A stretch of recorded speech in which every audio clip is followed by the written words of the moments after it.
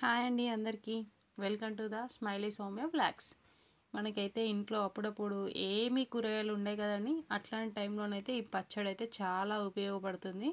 కారంగా ఒక్కొక్కసారి మనం కారంగా ఏమన్నా తినాలి అనిపించినప్పుడు మోస్ట్ ట్రై అండి ఈ పచ్చడి. ఖచ్చితంగా ట్రై చేయండి, టేస్ట్ మాత్రం చాలా బాగుంటుంది. దీనికోసం అయితే మనం బాండి పెట్టేసేసుకొని ఒక 2 స్పూన్స్ ఆయిల్ వేసి అందులోనే 2 స్పూన్స్ ధనియాలు, 1 స్పూన్ జీలకర్ర, 4 స్పూన్స్ పల్లీలు ఇవన్నీ వేసుకొని అయితే మంచిగా ఫ్రై చేసుకోవాలి. ఆయిల్లో ఫ్రై చేసుకొని పక్కకు పెట్టేసేసుకొని కారం లేని పచ్చిమిర్చి మాత్రమే ఈ పచ్చడికి అయితే తీసుకోవాలి. అలా కారం లేని పచ్చిమిర్చి, బజ్జీ మిర్చి అట్లాంటివి ఉంటాయి కదండి లావుయి, అవి తీసుకొని ఇలా 2 వక్కలు చేసుకొని చిన్న ఫ్లేమ్ మీద మాత్రమే కుక్ చేసుకోవాలి. ఇందులోనే ఒక 1/2 టేబుల్ స్పూన్ పసుపు అనేది యాడ్ చేసుకోవాలి. పచ్చిమిర్చి అనేది మంచిగా ఫ్రై అయితేనే టేస్ట్ అనేది మంచిగా ఉంటుంది పచ్చడి. మనం పచ్చిమిర్చి పూర్తిగా ఫ్రై కాకముందుకే పచ్చడి చేస్తే మాత్రం బాగుండదు టేస్ట్.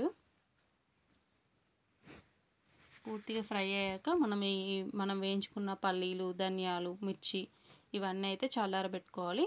ఇందులో అయితే ఒక 1 టేబుల్ స్పూన్ సాల్ట్, వెల్లుల్లి రెబ్బలు ఇవన్నీ అయితే మనం మిక్సీకి వేసుకోవాలి. మిక్సీకి వేసుకొని అందులోనే నిమ్మకాయ సైజ్ అంతా చింతపండు నానబెట్టింది వేసుకొని కోర్స్గా గ్రైండ్ చేసుకోవాలి. పూర్తిగా మెత్తగా అయితే స్మాష్ చేసుకోవద్దు. మనం ఒకసారి గ్రైండ్ చేసుకున్నాక దాంట్లో సన్నగా తరిగిన ఆనియన్స్ అనేటివి యాడ్ చేసుకోవాలి. ఒకవేళ మనకు పచ్చడి ఒక 2-3 డేస్ ఉండాలి, మాకు పచ్చడి ఖరాబ్ కావద్దు అనుకున్నప్పుడు ఆనియన్స్ అనేది స్కిప్ చేసుకోండి. ఆనియన్స్తోనైతే ఈ పచ్చడి అనేది మరింత టేస్ట్ వస్తుంది. ఇందులో సన్నగా తరిగిన ఆనియన్స్ వేసుకొని ఒకటేసారి కోర్స్గా గ్రైండ్ చేసుకోవాలి. పూర్తిగా ఆనియన్స్ అనేటివి స్మాష్ కావద్దు.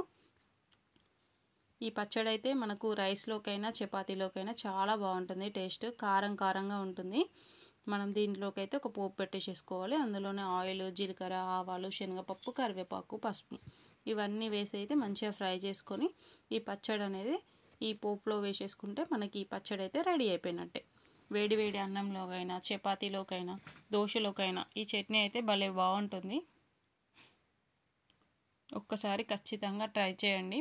మనకు నోటికి ఏం తినాలనిపించినప్పుడు, కారంగా ఉండాలి ఏదైనా అని అనుకున్నప్పుడు మోస్ట్ ట్రై అండి పచ్చిమిరపకాయ పచ్చడి. దీంట్లోకి అయితే మనకి ఇంగ్రీడియంట్స్ కూడా పెద్దగా ఏమీ ఉండే కాబట్టి చాలా సింపుల్గా చేసుకోవచ్చు. ఇందులో ఆనియన్స్ అనేటివి స్కిప్ చేస్తే మనకు 3 డేస్ 4 డేస్ అయినా కూడా ఈ పచ్చడి అనేది ఖరాబ్ కాకుండా ఉంటుంది. Thank you for watching.